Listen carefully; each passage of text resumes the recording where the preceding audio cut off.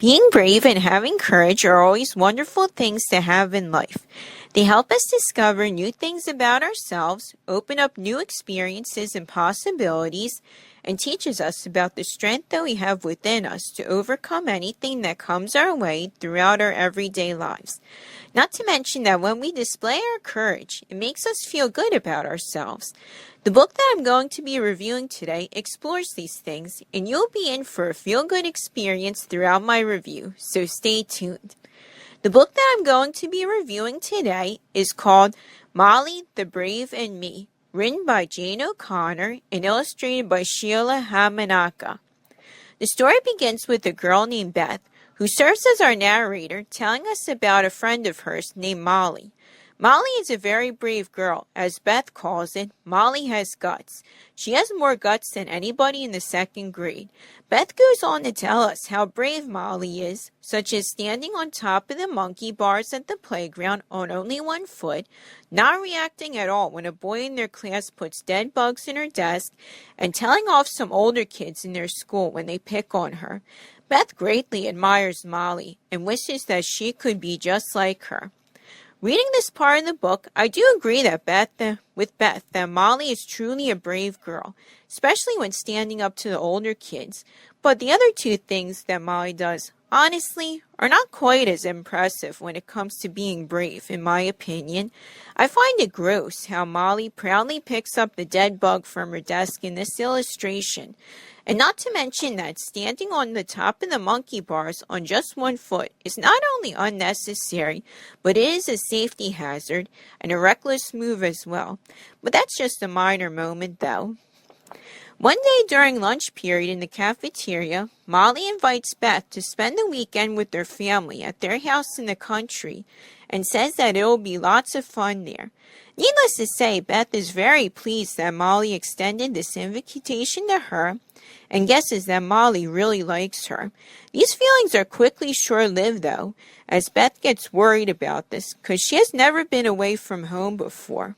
She worries about things such as being homesick, being offered foods she doesn't like, and the presence of wild animals.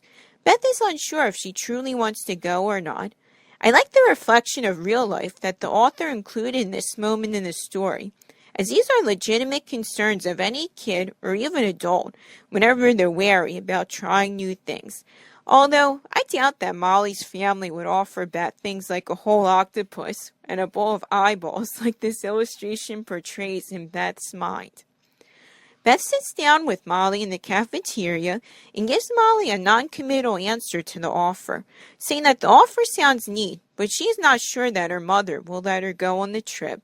We're not really told how Molly reacts to this answer, but judging from what happens next, I would say that Molly is understanding and tells her mother about it as soon as she gets home from school. Later that day, when Beth gets home from school, Molly's mother calls Beth's mother and talks about the offer. Much to Beth's chagrin, Beth's mother agrees to let Beth go on the trip with Molly and her parents. Beth feels trapped as she's told that Molly's parents will be picking her up on Saturday morning, which is the following day.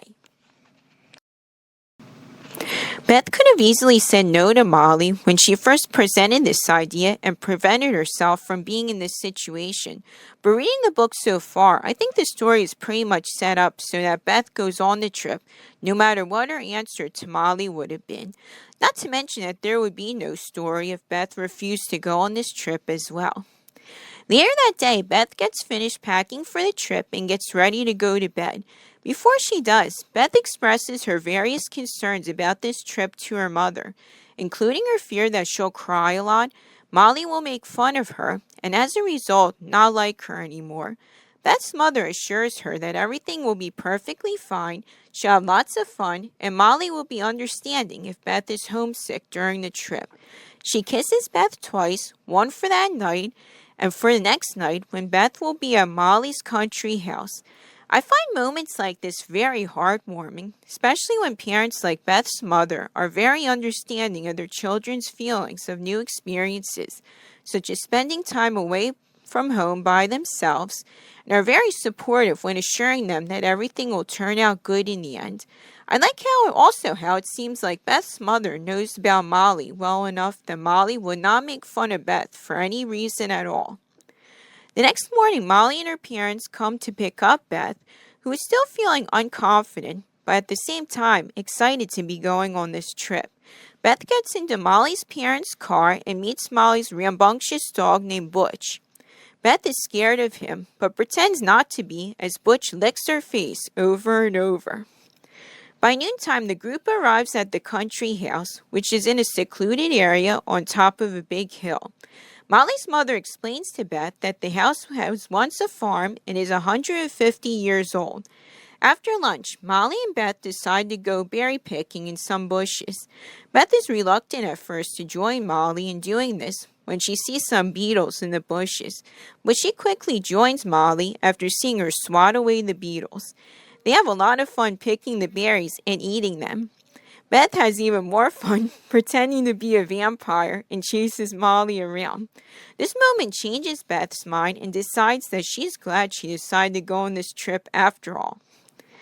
This moment makes me glad that Beth decided to go on this trip as well. It sets a good example for the target audience and gives a positive message that you never know what an experience will be like until you give it a chance. The author did a great job portraying this message in the story so far, I believe. Beth and Molly have more fun as they go looking for wildflowers. The trek is finding to some includes crossing a river by walking carefully across a wooden log. Molly and Butch cross the log very easily, and Beth is impressed by her bravery. Molly encourages Beth to not be afraid and cross the log herself. Beth is scared, but she doesn't want to look like a wimp in front of Molly, so she walks across the log. Despite her slipping and falling to the ground at the end of the log, she successfully makes it across. Beth and Molly pick some wildflowers and make their way back to the house. They cross the log again, but this time Beth is still scared, so she crawls across it rather than walking, thinking that she made herself look bad in front of Molly. I would like to note that up to this point in the story, Molly has shown that she's very accepting of Beth as she is, and knows that beneath her scared and anxious exterior, Beth has some courage within her, and encourages Beth to do things that otherwise Beth would never do on her own without encouragement. Molly never teases Beth either, as Beth was afraid of at the beginning of the story too. This supportive dynamic between the two girls continues through the story, and I'll point it out as we continue further. On the way back from picking wildflowers, Butch, Molly's dog, spots a rabbit and chases it into a cornfield. Molly and Beth follow him into the field, with Beth being hesitant at first to go in. After some searching, they find Butch and decide that the field is scary and they need to find a way out. Before long, Beth and Molly realize that it's not so easy to find a way out of the cornfield, and they soon realize that they're lost. To Beth's amazement, Molly starts to cry and tells Beth that she's scared when it seems like there's no way out of the cornfield, and not even Butch can find a way out of there. Beth feels scared as well, but decides to put aside her fears and help Molly. She comforts Molly by telling her not to be scared and that they'll find a way out of there. This moment is, by far, my favorite in the book. Not only does the action pick up a lot in terms of the pacing of the story, but I feel it's a really powerful moment. It teaches the reader that even the most courageous people can feel scared and weak, especially in sticky situations like getting lost in a huge cornfield, and vice versa, that even the most anxious and scared people can be strong and courageous when various situations call for it. It's a powerful message to send to readers, and I applaud the author for portraying this lesson very well in this part of the book. Beth thinks for a moment and comes up with an idea to help them get out. What if they picked a straight line in between the rows of corn and keep running down that line until they eventually reach the end of it? Molly and Beth try this idea, and sure enough, it leads them right out of the cornfield and into freedom. The two girls are overjoyed, and Beth has saved the day with her courage and smart thinking. They arrive at Molly's country house, and Molly's parents ask them where they have been. Molly explains the whole scenario, and proudly tells her parents how brave Beth was in helping them escape from the cornfield. Boy, does she have guts, Molly tells her parents, and needless to say, Beth is very flattered to hear that Molly, a girl she clearly idolizes, considers her to be just as brave as she is. Molly's family and Beth have fun eating dinner over a campfire, and I find it funny when Beth and Molly find out there's plenty of corn on the cob to eat for dinner. They both shout, "Oh no, not corn!" Especially after their whole experience in the cornfield. I'm willing to bet that they would not want to see corn for a long time after that, but they eat the corn anyway at dinner. Later on, Beth and Molly go to bed. Beth gets a little homesick, but Molly's mother gives her a big hug to comfort her, which helps her. Right before going to bed in the bunk beds, Molly and Beth link pinkies together, and Molly declares that Beth is her best friend. This further enhances Beth's feelings of happiness and improves self-esteem. Beth goes to sleep not only feeling very happy and feeling great about herself, but she agreeing with Molly that maybe she is a brave kid after all, or a kid with guts, as they called it throughout this story. The end. My final thoughts on this book. I have stated in the beginning of this video how this story gives a feel-good experience for the reader. This book delivers on it exceptionally well. While the concept of this story itself is nothing new or exceptionally inspired in any way, where the main character is not a very brave person, but when an event happens in the story that calls for said character to put aside their fears and face the situation in order to help in any way, I find this story to be very good for what it is, especially when teaching its target audience of children from grades 1 to 3 about being brave and having confidence in yourself. I admit that I'm not always the bravest of people, but with the support from others and the confidence that I find within me, I can be a very brave person myself. This is what makes me relate to this story as well. Molly and Beth are genuinely likable characters. You can tell throughout the story that they have very nice chemistry within their relationship, and Molly especially is a great character. She does have a lot of courage, but in no way does she show off or brag to others about this, or behave recklessly in order to prove this to others.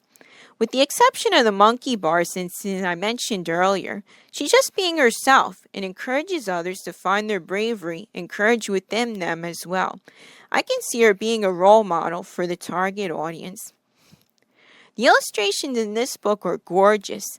I like how it has the look of colored pencils being used to create that artwork, especially when you see the texturing and the pencil strokes within each image.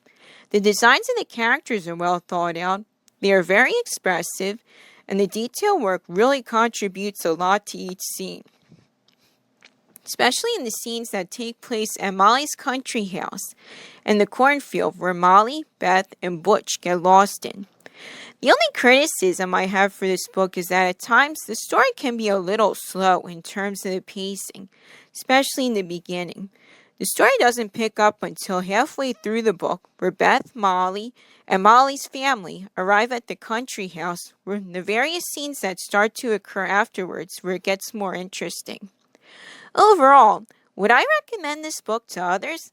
Absolutely! It's a feel-good story with a moral that I can tell is well thought out by the author, and the accompanying illustrations go hand in hand very well. I think the target audience will enjoy this story and make them feel good with the lesson that's being presented.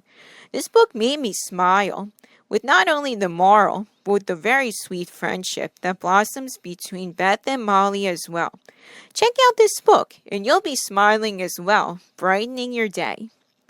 I hope you enjoy my review of this book, and if you enjoyed this review, please comment, rate this video, and subscribe for more. If you have any suggestions for future reviews, please leave them for me in the comments. Thank you very much for watching, everyone, and I hope you have a very nice day.